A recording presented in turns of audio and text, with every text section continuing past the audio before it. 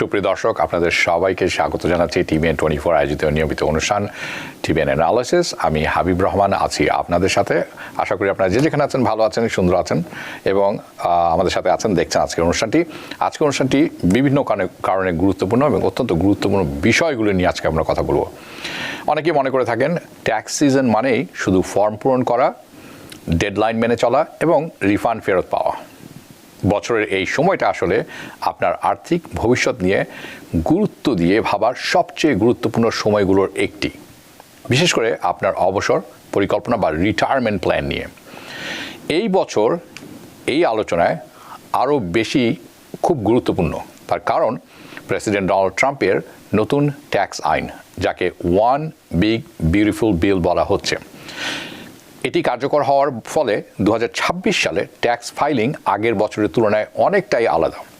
ব্যক্তিগত, individual, family, gig worker এবং small business মালিকদের জন্য সঠিকভাবে ট্যাক্স ফাইল করা এখন খুবই গুরুত্বপূর্ণ, কারণ সঠিক পরিকল্পনা শুধু আজকের ট্যাক্স কমাতেই সাহায্য করে না, বরং আপনার ভবিষ্যতের আর্থিক নিরাপত্তাও অনেক বেশি শক্তিশালী করতে পারে।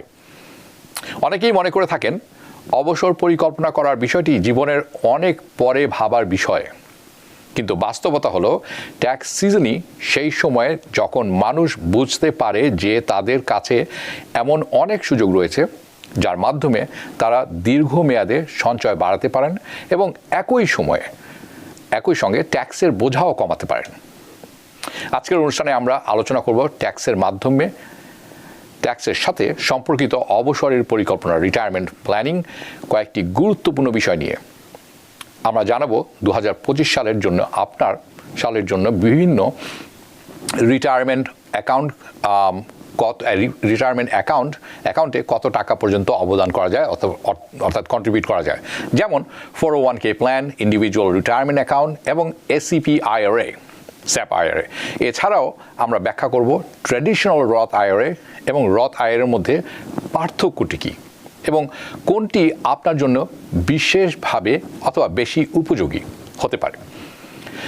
যারা সেলফ এমপ্লয়েড আছেন বা স্মল ব্যবসার মালিক যারা আছেন, তাদের জন্য কী ধরনের অবসর সঞ্চয়ের সুযোগ রয়েছে, রিটায়ারমেন্ট প্ল্যান কথা বলছি আরেকবারও, সেটিও আমরা আলোচনায় আনবো এবং আলোচনা করব। পাশাপাশি উচ্চ আয়ের যারা আছেন, যে ব্যক্তিরা আছেন, ফ্যামিলি আছেন, তাদের জন্য একটি জনপ্রিয় কৌশল হচ্ছে ব্যাকডোর রথ। এ নিয়েও আলোচনা করবো আজকে।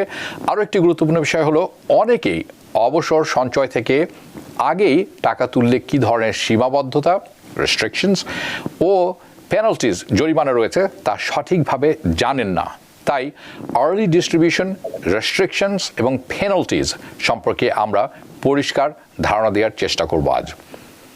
সবশেষে আমরা আলোচনা করব অবসর জীবনের আরেকটি বড় প্রশ্ন, কখন এবং কিভাবে আপনি সোশ্যাল সিকিউরিটি অ্যাডমিনিস্ট্রেশনের মাধ্যমে সোশ্যাল সিকিউরিটি সুবিধা পাওয়ার যোগ্য বা কোয়ালিফাইড হবেন এবং সেটি আপনার রিটায়ারমেন্ট প্ল্যান, অবসরের পরিকল্পনার সাথে বা অবসরের পরিকল্পনার ওপর কিভাবে প্রভাব ফেলে।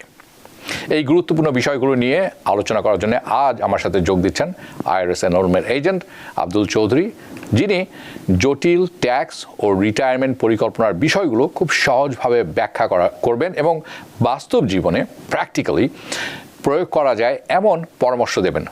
আপনি যদি ট্যাক্সের অপ্রয়োজনীয় ভুল এড়াতে চান, বেশি সঞ্চয় করতে চান এবং ভবিষ্যতের জন্য একটি শক্ত আর্থিক ভিত্তি গড়ে তুলতে চান, তাহলে আজকের আলোচনা আপনার জন্য খুবই গুরুত্বপূর্ণ। চলুন শুরু করা যাক।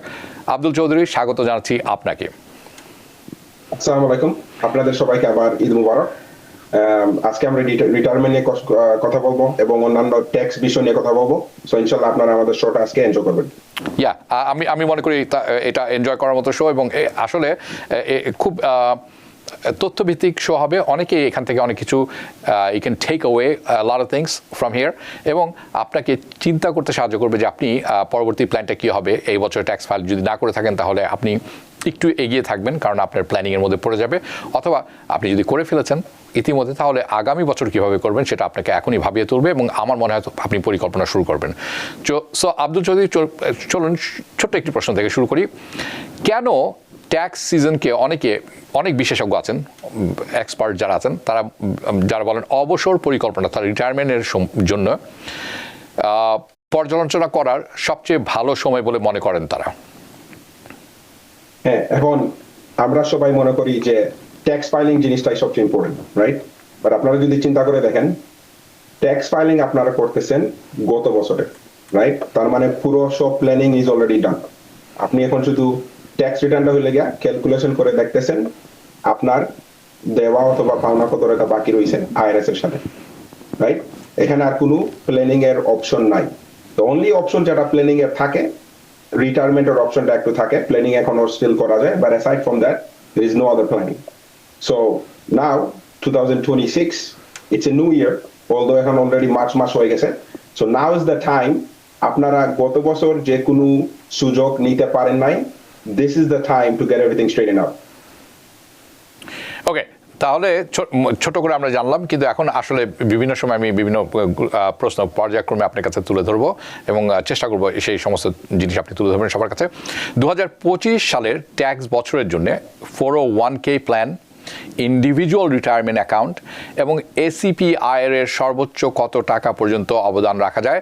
অনেকেই এসিপিআইআর এর সম্বন্ধে ভাবে শুনেননি বা শুনলেও পরিষ্কার নয়, সেটি একটু তুলে ধরবেন আপনি। সো তিনটি বিষয়: 401k plan, individual retirement account, ACPIR এর সর্বোচ্চ কত পর্যন্ত আপনি কন্ট্রিবিউশন করতে পারবেন, সেখান থেকে শুরু করবেন। Okay, so 401k plan, let's just discuss what it is first, right? 401k plan হলে গিয়ে আপনার রিটায়ারমেন্ট প্ল্যান, যেটা আপনার এমপ্লয়ার আপনাদের জন্য অপশন অ্যাভেলেবল করছে, ঠিক আছে? ধরেন আপনারা যারা সেলফ এমপ্লয়েড ইন্ডিভিজুয়াল অথবা আপনারা যারা ওয়ান পারসন একটা আপনাদের নিজেদের এস কর্পোরেশনে কাজ করতেছেন, আপনাদের জন্য 401k অ্যাভেলেবল না। 401k টা ওপেন থাকে যারা এমপ্লয়ার, এবং এমপ্লয়ার বলছে যে ওকে, তোমার জন্য 401k অ্যাভেলেবল আছে, you could put this money towards your retirement, এবং একটা ইনভেস্টমেন্ট কোম্পানি আপনার পয়সাটা ম্যানেজ করবে। Okay, so where does the 401k money goes? আপনার $100, let's say every year আপনার স্যালারি হলে গিয়ে $100,000, ওকে? ম্যাক্সিমাম কন্ট্রিবিউশন 401k আপনি করতে পারতেন 23,500, ঠিক আছে? যেটা ডিসেম্বরের 31 তারিখের মধ্যে already the time is done, right? এখন আপনি 5,000 করতে পারেন, 1,000 করতে পারেন, or you could do the maximum amount, doesn't matter. আপনি ওই পয়সাটা রিটায়ারমেন্টের অ্যাকাউন্টে ঢুকানোর পরে একটা ইনভেস্টমেন্ট কোম্পানি সবসময় প্রত্যেক বছর মাসে এটা ম্যানেজ করতেছে, এন্ড ওরা চেষ্টা করে যে আপনার যে পয়সাটা ঢুকাইছেন, they can grow that money through various financial instruments, হয় আপনার স্টকস হোক, বন্ডস হোক, whatever it is. ওদের গোল হইলে আপনার এই সেভিংস এর পয়সাটা যাতে ওরা গ্রো করতে পারে। So that's the retirement account for 401k. ওকে, যারা নন প্রফিট অর্গানাইজেশনে কাজ করেন, আপনাদের সেম কনসেপ্ট, এক্সেপ্ট ওদের অ্যাকাউন্টটাকে বলে 403b প্ল্যান। ওকে, এখন আপনারা যারা সেলফ এমপ্লয়েড ইন্ডিভিজুয়াল, এখন আপনারাও এইটা থেকে বঞ্চিত না, আপনাদেরও অপশন অ্যাভেলেবল আছে। সিম্পল আইআরএ, যেটা সেলফ এমপ্লয়েড পেনশন প্ল্যান, আপনারা খুলতে পারেন, যেখানে আপনারা 20% অফ ইউর নেট ইনকাম আপনি কন্ট্রিবিউশন করতে পারেন। আপনাদের ট্রেডিশনাল আইআরএ আছে, যেটা আপনার $7,000 পর্যন্ত আপনারা কন্ট্রিবিউশন করতে পারেন। আরেকটা আছে রথ আইআরএ, যেটা অলসো আপনারা 7,000 পর্যন্ত আপনারা কন্ট্রিবিউশন করতে পারেন। ওকে, এখন হাবিব ভাই, could ask me questions in between? But আপনি শেষ করুন, তারপর আমি আপনাকে অন্য প্রশ্ন তুলে ধরবো। So এখন right now, let's say আপনি সেলফ এমপ্লয়েড ইন্ডিভিজুয়াল, তার মানে আপনি নিজে কাজ করেন, অথবা আপনি একটা কোম্পানিতে কাজ করেন কিন্তু ওরা আপনাকে 401k অপশন অ্যাভেলেবল করে নাই, অথবা আপনি 401k অপশনটা আপনি নেন নাই এবং আপনি চাচ্ছেন আপনি কিছু পয়সা রিটায়ারমেন্টে সেভ করবেন। আপনি যে কোনো ব্যাংকে গিয়ে একটা ট্রেডিশনাল আইআরএ খুলতে পারেন, যেখানে ব্যাংক বলবে যে এই অ্যাকাউন্টে তোমার থাকবে রিটায়ারমেন্টের জন্য।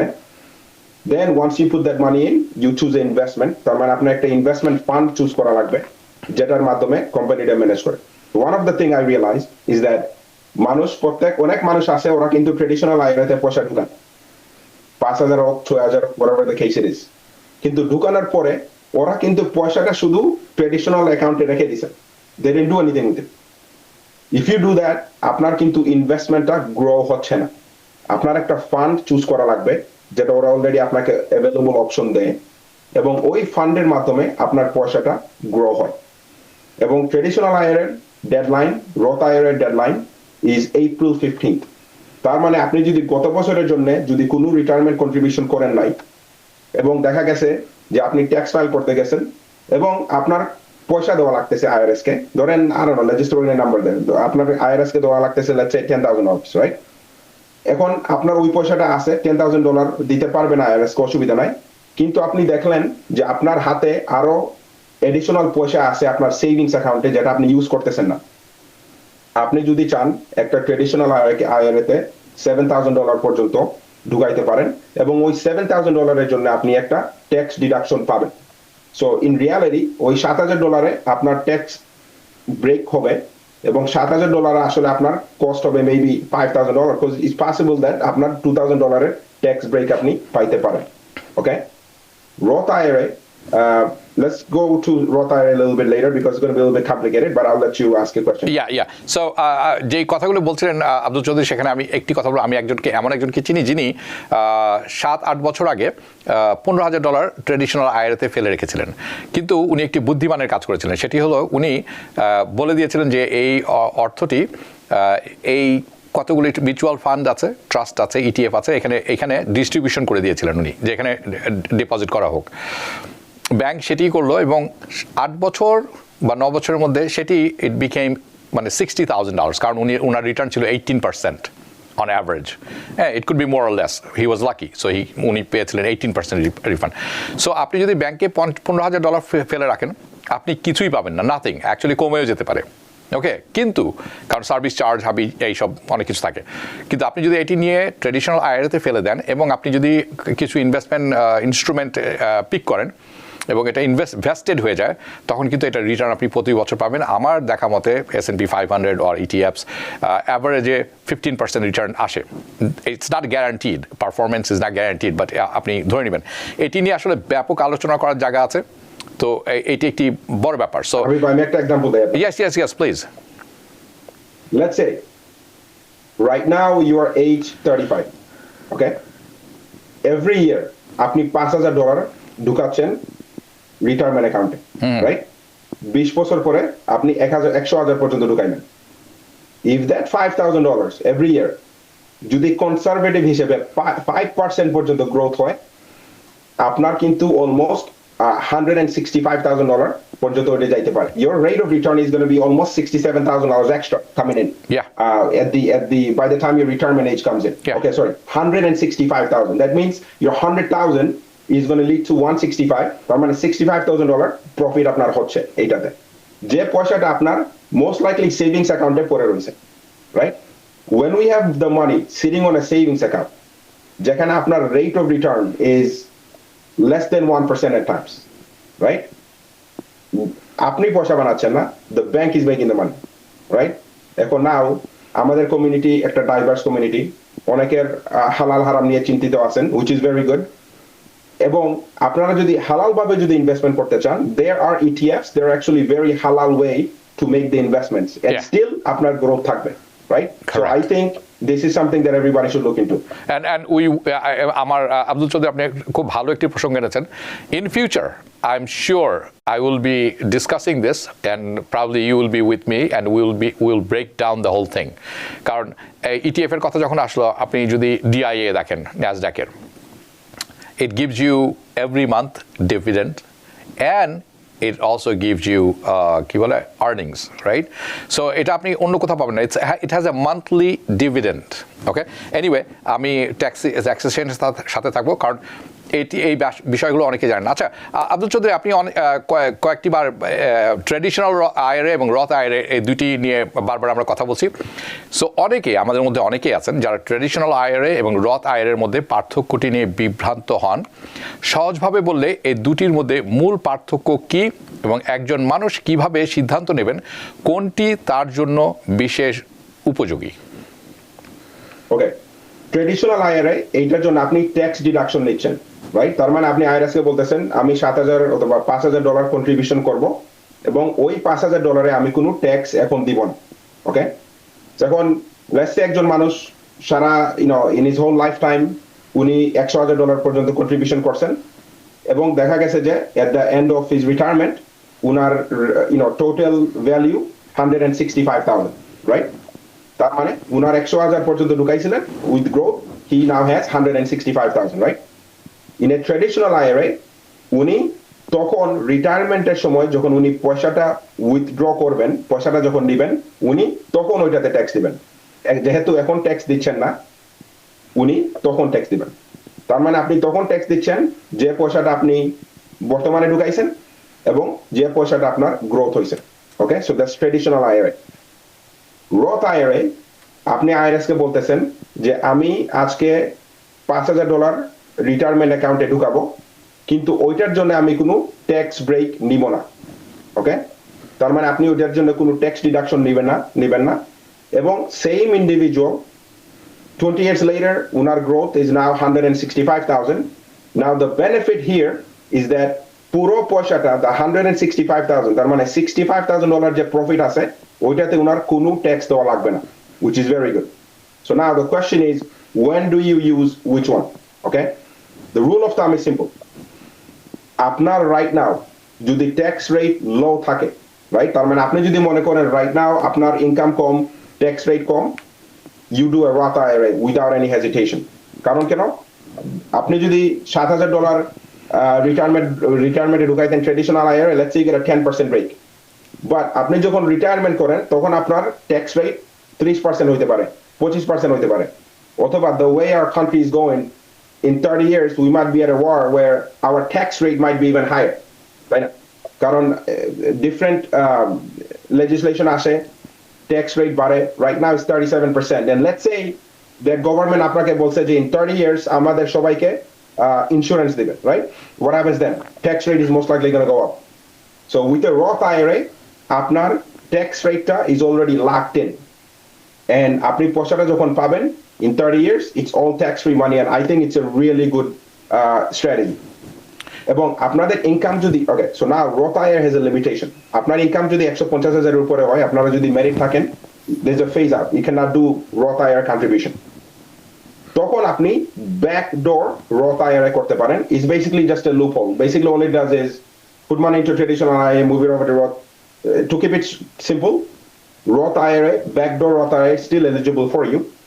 এবং আপনার ইনকাম ট্যাক্স রেট হাই থাকলেও still okay, because you are locked in on the rate, because আপনার rate of return কিন্তু অনেক হাই হইতে পারে on a Roth IRA, or even if the economy goes very well.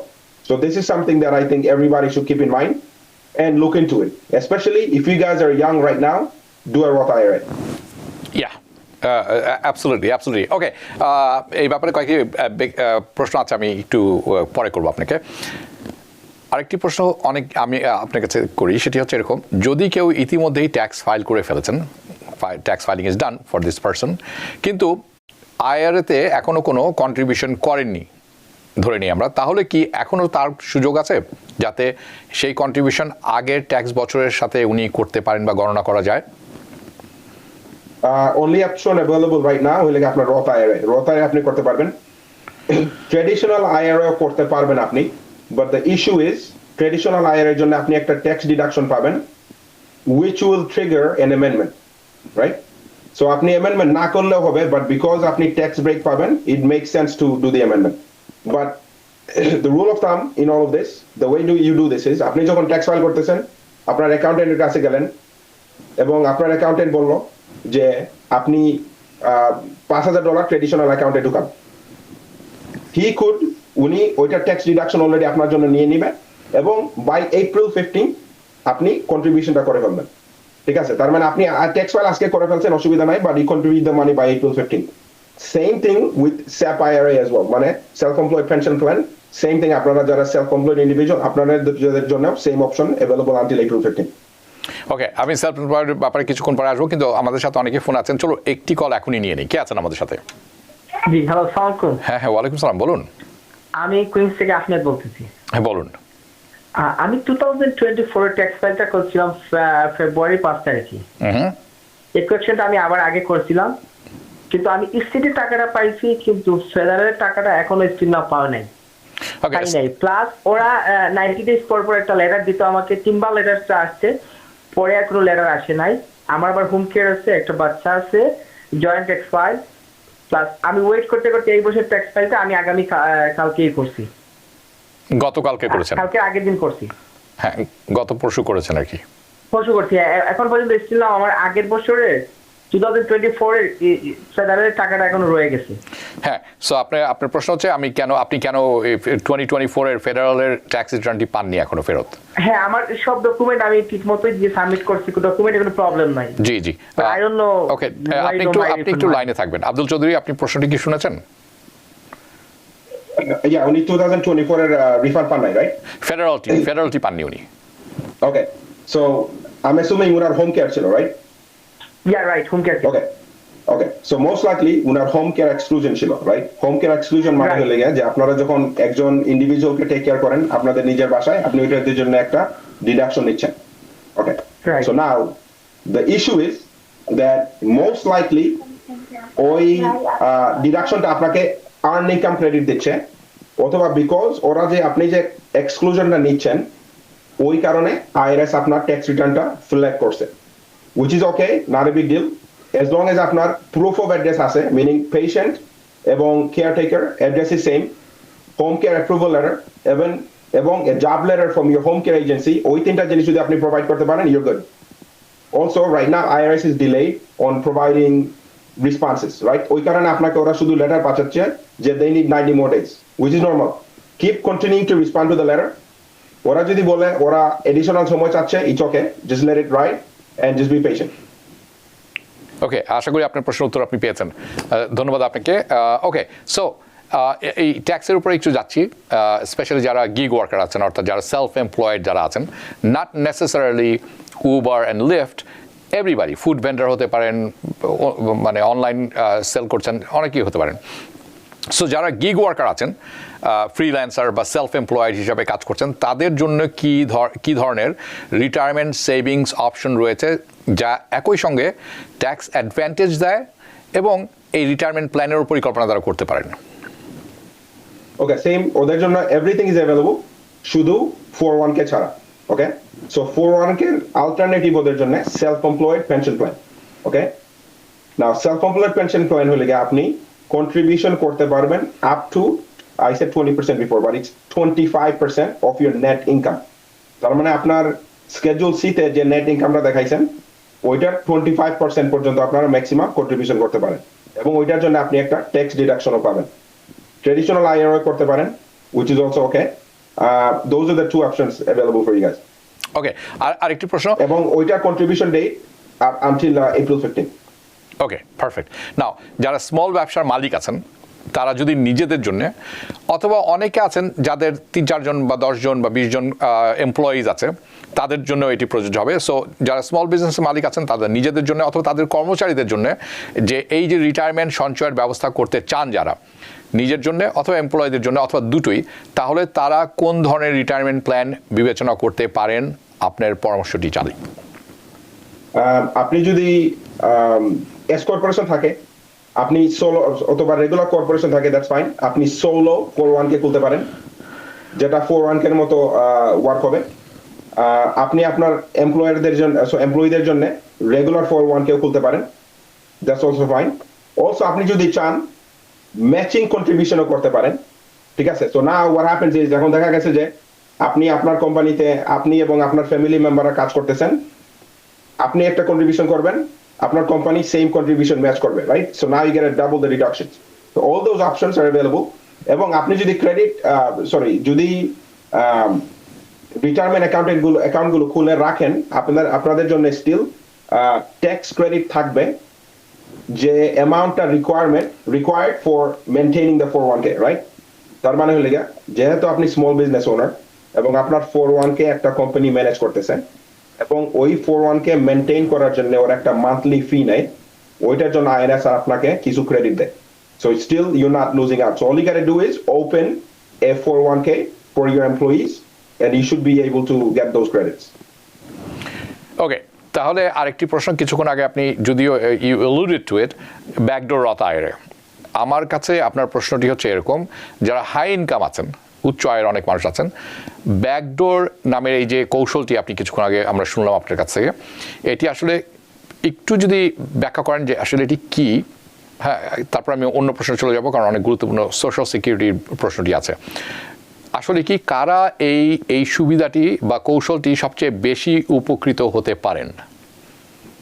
তো backdoor Roth IRA is good যাদের income high, right? ধরেন আপনি যদি এখন সিঙ্গেল হয়ে থাকেন এবং আপনার ইনকাম 150,000 উপরে, 150,000, 150 to 165 is the threshold, right? 165 এ আপনার পুরো জিরো হয়ে যায়, 150 তে you get limited. So এখন আপনি যদি স্টিল চাচ্ছেন যে রথ আইআরএ খুলতে চান, on that situation আপনি তখন ব্যাকডোর রথ আইআরএ করবেন। All that is basically আপনি ডাইরেক্টলি কন্ট্রিবিউশন করতে পারবেন না রথ আইআরএ তে।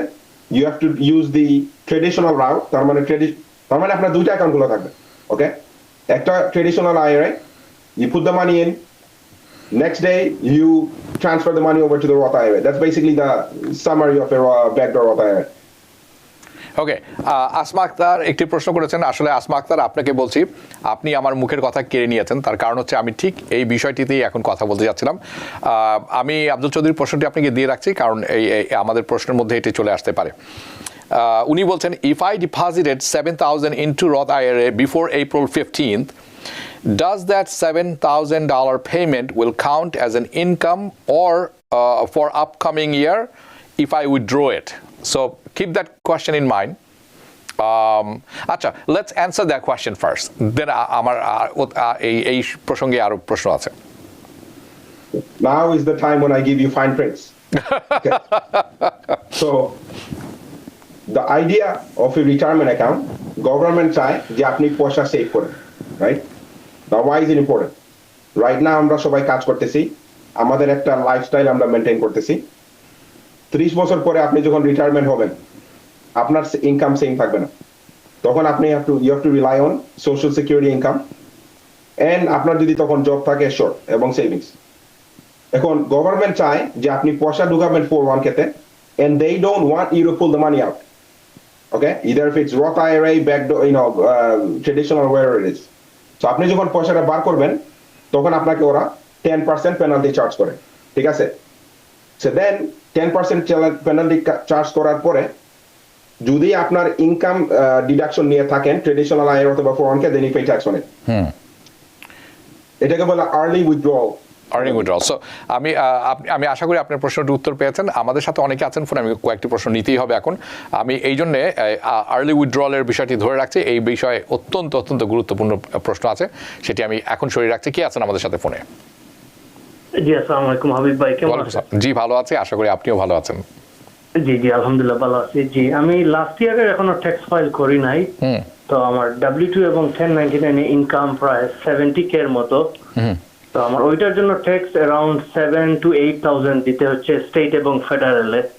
তো আমার কথা হচ্ছে আমার কোনো ডিপেন্ডেন্ট নাই। এখন কি আমি 401k তে ইনভেস্ট করলে কি ট্যাক্স সেভ করতে পারবো? আর আমি হালাল কোনগুলাতে ইনভেস্ট করতে পারবো? সেকেন্ড থিং, আমি এই বছর বাসা কেনার চেষ্টা করতেছি। তো এইটা একটু মাইন্ডে রাখবেন আর কি করলে ভালো হবে। ওকে, আপনি কিন্তু লাইনে থাকবেন, আপনি যাবেন না। হ্যাঁ, আপনার দ্বিতীয় যে প্রশ্নটি করেছিলেন যে আপনি কোথায় হালাল ইনকাম, এটি একটি ডিফারেন্ট বিষয়। আপনি টিবিএন এর চোখ রাখবেন, কারণ এই বিষয়ে আমি কাজ করছি এবং এটি অনেকটা পড়ে যায় ফাইন্যান্সিয়াল অ্যাডভাইজারের পরিপ্রেক্ষিতে। কাজে এটি আমরা আরেকদিন তুলে ধরবো। কিন্তু আপনার প্রথম দুটি প্রশ্ন, একটি হচ্ছে আপনি যেটি ট্যাক্স ফাইল করেছেন, আপনি ট্যাক্স ফাইলে আপনার W2 আছে এবং আপনার 1099ও আছে, এবং আপনাকে $7,000 ট্যাক্স ফেরত দিতে হবে আপনাকে গভর্নমেন্টকে, রাইট? আপনার প্রশ্নটি ছিল যে আপনি আপনার প্রশ্নটি সেখানে কি ছিল? কি আমি এখন কি 401k তে ইনভেস্ট করলে কি আমি একটা ট্যাক্স পে করতে পারবো? Okay, so I got it. Abdul Chowdhury, আপনি শুনেছেন প্রশ্নটি। থার্ড পার্টটি হচ্ছে ওনার প্রশ্নর, উনি কিন্তু বাড়ি মানে প্রপার্টি কেনার পরিকল্পনা করেছেন, কাজে সেটিও মাথায় রাখবেন। সো আব্দুল চৌধুরী, শুনবো আপনার কাছে। আপনি কিন্তু যাবেন না, আপনি লাইনে থাকবেন। হ্যাঁ, Okay, real quick. The previous question, the person that asked, উনার specific question ছিল যে উনি Roth IRA থেকে যদি পয়সা ডিস্ট্রিবিউশন করে ওখানে পেনাল্টি থাকবে কিনা না। Roth IRA থেকে যদি আপনি পয়সা ডিস্ট্রিবিউশন করেন, আপনার স্পেসিফিক কোয়েশ্চেন, আপনার কন্ট্রিবিউশন অ্যামাউন্টে কোনো পেনাল্টি থাকবে না, গ্রোথে পেনাল্টি থাকবে। সো নাও দিস ইন্ডিভিজুয়াল, উনি যিনি বলছেন, এখন উনি যদি IRS কে এখন পয়সা ও করে থাকেন বর্তমানে ট্যাক্স ফাইলে, উনি তাইলে ট্রেডিশনাল আইআরএ দেখতে পারবেন কন্ট্রিবিউশন অ্যাভেলেবল কিনা না। If you already have a 401k এবং আপনার ইনকাম যদি টু হাই, রাইট? আপনার ইনকাম যদি এখন $80,000 উপরে চলে যায় এবং আপনি সিঙ্গেল, তখন আপনার ট্রেডিশনাল IRA তে কন্ট্রিবিউশনের ডিডাকশন আরে দিবেন। Okay, so it's a little bit complicated question. I need more information from you. হ্যাঁ, বাট আপনার যদি কোনো 401k না থাকে, তাহলে আপনি ট্রেডিশনাল IRA তে পয়সা ঢোকাইতে পারেন and take the deduction for 7,000 and get whatever tax savings there is. Roth IRA যদি ঢুকান, there is no tax deductions. Okay. The second question is, he's আপনি যখন বাড়ি কিনতেন, he's planning to buy a property. if you are planning to buy a property, I wouldn't put the money into 401k. I would hold tight. I would do nothing. Now, আমরা আগে কথা বলছিলাম penalty কখন আসে, right? আপনি যখন পয়সা withdraw করবেন 401k থেকে, আপনার 10% penalty, Yeah, I did not submit except tax yet. the first 10,000 that you use to buy your first home, there is no penalty on that. Right. Okay, but there is tax. কারণ আপনি tax আগে দেন নাই, so you're going to pay the tax now. Traditional IRA, same concept. Roth IRA, contribution money, no penalty. Growth money, there is penalty. Okay, everybody's on the same page. So G. now, একজন মানুষ ধরেন যদি ওরা $100,000 পর্যন্ত savings 401k তে ঢুকাইছেন, so now আপনি পুরো $100,000 আপনি pull out করে ফেলছেন to buy a home. You got two things to worry about. Penalty on $90,000, 10%, then tax on $100,000. On, right? That means কারণ আপনি ট্যাক্স আগে দেন নাই, so you're going to pay the whole tax now. So আপনাদের একটু careful থাকা লাগবে, and you need to plan ahead when you pull money out like that from a 401k. ওকে, আপনি ফোনে আছেন তো এখন, রাইট? ওকে, আপনাকে একটা কথা বলি, আপনি কিন্তু আপনার জীবনে খুব ক্রিটিক্যাল একটা সময় দিয়ে যাচ্ছেন। আপনি আগে ট্যাক্স ফাইল করেননি, সেটা it's not a big deal, কিন্তু আপনি একটা প্রপার্টি ক্রয় করতে যাচ্ছেন, ইট রিকোয়ার্স প্ল্যানিং। আমি আপনাকে বলবো সত্যি কথা, ভালো না, একজন আমি এখনো 2025 এর ট্যাক্স ফাইল করি নাই। That's okay, that's a good thing. কারণ হচ্ছে এটা আরও ভালো জিনিস, কারণ আপনি যখন প্রপার্টি কিনতে যাবেন, আপনার ট্যাক্স ফাইলটি যথাযথ হতে হবে, সঠিক হতে হবে, যাতে দেখা যায় যে আপনি সচ্ছল, আপনার যথেষ্ট ইনকাম আছে, আপনার ইকুইটি আছে, আপনি বাড়ি কেনার যোগ্যতা রাখেন। কাজে আপনি ভালো একজন ট্যাক্স প্ল্যানারের সাথে আলাপ করে নেবেন। আপনি ডাইনামিক্সেও যেতে পারেন, অন্য কোথাও যেতে পারেন, ইটস আপ টু ইউ। কিন্তু ইটস এ গুড টাইম, এবং বাড়ি কেনার আগে ট্যাক্স ফাইলিংটা করাটা খুবই দরকার। জেনে করা উচিত যে আমি বাড়ি কিনতে যাচ্ছি, আমার ট্যাক্স ফাইলিংটা সেরকমই হতে হবে। এটি একটা খুবই গুরুত্বপূর্ণ ব্যাপার। আমি আপনাকে বলবো একটি কথা, যে আপনি কিন্তু এই অনেক রকম মানুষের কথা শুনবেন। আমার কাছে আসুন, আমি আপনাকে ট্যাক্স ফাইল করে দিচ্ছি, আমার কাছে আসুন, আমি আপনাকে সবচেয়ে ভালো বাড়িটা দিচ্ছি কম ইয়াতে, ভালো ইন্টারেস্ট রেটে। নো, আমি বলবো you should shop, do not listen to anybody. এই জায়গাটাতে আপনাকে nobody is your friend. Anybody who's telling you that he's your friend, actually he's waiting and sitting there to take your money. Okay, কারণ আপনার যেই ব্রোকারের কাছে যাবেন, তারা আপনার টাকাটা পাবে, এবং ওখানে তাদের ইন্টারেস্ট আপনার বেনিফিট কি হলো এটা না। এখন অনেক রিয়েল এস্টেট আছেন যারা আমার কথা শুনছেন, অনেকে আমার সাথে দ্বিমত পোষণ করবেন। যারা দ্বিমত পোষণ করবেন, আমি তাদেরকে স্বাগত জানাচ্ছি, কারণ অনেকেই ভালো আছেন। কিন্তু একটা maximum number of people in this line are fraud, okay, and unprofessional and liars. So আপনাকে আমি বলবো বি ভেরি কেয়ারফুল। আপনাকে অসংখ্য ধন্যবাদ আপনার ফোন করার জন্য। আপনি বুঝতে পেরেছেন যে আপনাকে ভালো একজন ট্যাক্স পেপারের সাথে বসতে হবে। ওকে, আমি দ্বিতীয় প্রশ্নটি নিব। আমার ফেরদৌস চৌধুরী, আপনি যে প্রশ্ন করেছেন, দ্য অ্যান্সার ইজ নো, কোনো প্রবলেম হবে না। যদিও দ্যাটস ইমিগ্রেশন রিলেটেড প্রশ্ন, আমি মনে করলাম ইয়েস নোটা খুব তাড়াতাড়ি করা যায়। ওকে, কি আছেন আমাদের সাথে?